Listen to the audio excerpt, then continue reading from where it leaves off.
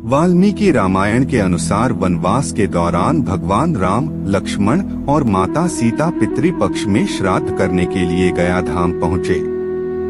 वहां ब्राह्मण ने भगवान श्री राम और लक्ष्मण को श्राद्ध कर्म के लिए आवश्यक सामग्री जुटाने के लिए कहा। इस पर भगवान राम व लक्ष्मण नगर की ओर सामान लाने के लिए निकल पड़े। ब्राह्मण देव ने माता सीता से आग्रह किया कि पिंडदान का समय निकलता जा रहा है। यह सुनकर माता सीता की व्यग्रता भी बढ़ती जा रही थी, क्योंकि श्री राम और लक्ष्मण अभी नहीं लौटे थे। तब माता सीता ने समय के महत्व को समझते हुए यह निर्णय लिया कि वह स्वयं अपने ससुर राजा दशरथ का पिंडदान करेंगी। उन्होंने फल्गु नदी के साथ साथ वटवृक्ष, कौआ, तुलसी, ब्राह्मण व गाय को साक्षी मानकर स्वर्गीय राजा दशरथ का पिंडदान विधि विधान के साथ किया। इसके बाद उनके मन में संशय भी हुआ कि प्रभु राम इस बात को नहीं मानेंगे, क्योंकि पिंडदान पुत्र के बिना नहीं हो सकता है। थोड़ी देर बाद भगवान राम और लक्ष्मण सामग्री लेकर आए और पिंडदान के विषय में पूछा।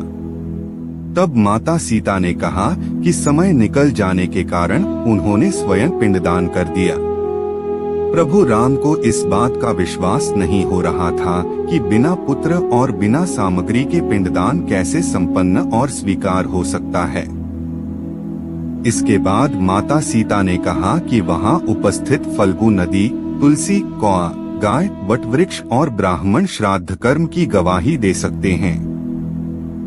भगवान राम ने जब इन सब से पिंडदान किए जाने की बात सच है या नहीं पूछा, तब फल्गु नदी, गाय, कौआ, तुलसी और ब्राह्मण पांचों ने प्रभु राम को देखकर झूठ बोल दिया कि माता सीता ने कोई पिंडदान नहीं किया है।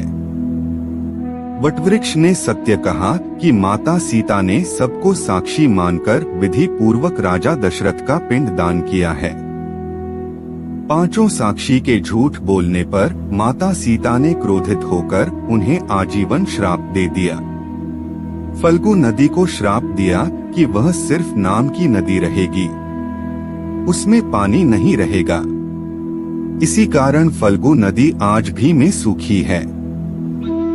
गाय को श्राप दिया कि गाय पूजनीय होकर भी खाने के लिए दर बदर भटकना पड़ेगा तथा गाय को जूठन खाना पड़ेगा। माता सीता ने ब्राह्मण को कभी भी संतुष्ट न होने और कितना भी मिले उसकी दरिद्रता हमेशा बनी रहेगी का श्राप दिया। इसी कारण ब्राह्मण कभी दान दक्षिणा के बाद भी संतुष्ट नहीं होते हैं। माता सीता ने तुलसी को श्राप दिया कि वह कभी भी गया कि मिट्टी में नहीं उगेगी, और कौआ को हमेशा लड़ झगड़ कर खाने का श्राप दिया था। कौआ आज भी खाना अकेले नहीं खाता है। माता सीता ने जहां इन पांचों को श्राप दिया, वहीं सच बोलने पर वट वृक्ष को आशीर्वाद दिया कि उसे लंबी आयु प्राप्त होगी, वह दूसरों को छाया प्रदान करेगा। पतिव्रता स्त्री उनका स्मरण करके अपने पति के दीर्घायु की कामना करेगी।